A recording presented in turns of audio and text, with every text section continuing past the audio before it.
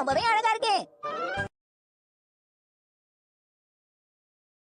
ஆஹா, புயல் நேரடியா நம்ம ஊரை தாக்க போகுதுன்னு நினைக்கிறேன். அப்படினா ட்ரெயின் எதுவும் ஓடாது. உன் ஸ்கூல்ல லீவா தான் இருக்கும் ஷின்சான். எங்க ஸ்கூல் டீச்சர்ஸ் எல்லாரும் கொரட்டை விட்டு நல்லா தூங்கிட்டு இருப்பாங்க. நான் ஃப்ரெண்ட்ஸ் சொல்ல வந்தேன். நல்லாவே கேட்டுச்சு. ஆனா இன்னும் மழை பெய்ய ஆரம்பிக்கலையே. ஷீரோ, நீ வேணா வீட்டுக்குள்ள வந்திருக்கியா?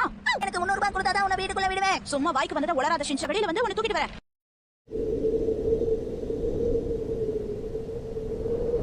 ஷீரோ, ஜாக்கிரதையா இரு.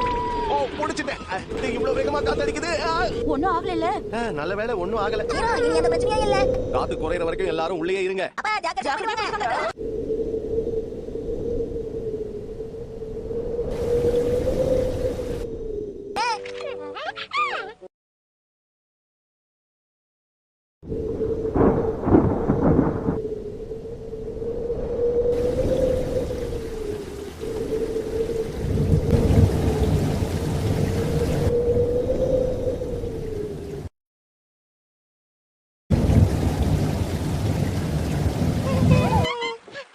ஷீரோ, நீ வா, நம்ம எல்லாரும் ஒண்ணா நீச்சல் அடிப்போம்.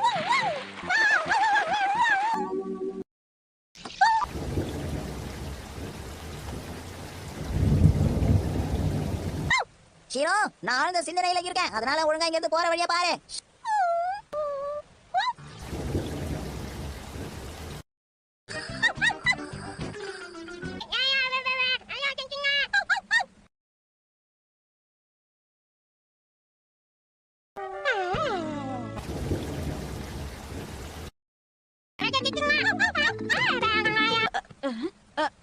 எனக்கு நிறைய வேலை இருக்கு. இப்பதானே சாப்பாடு சாப்பிட்டேன். அதுக்குள்ள எதுக்கு கத்துற?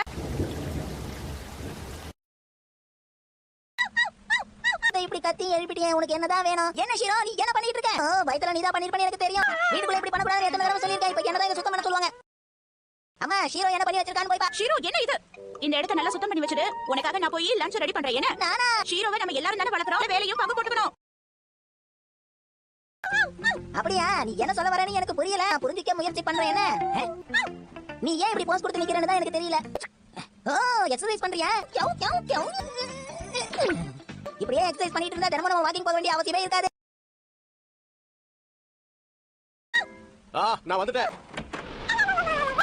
ஷீரோ, நீ இங்க என்ன பண்ணிட்டு இருக்க?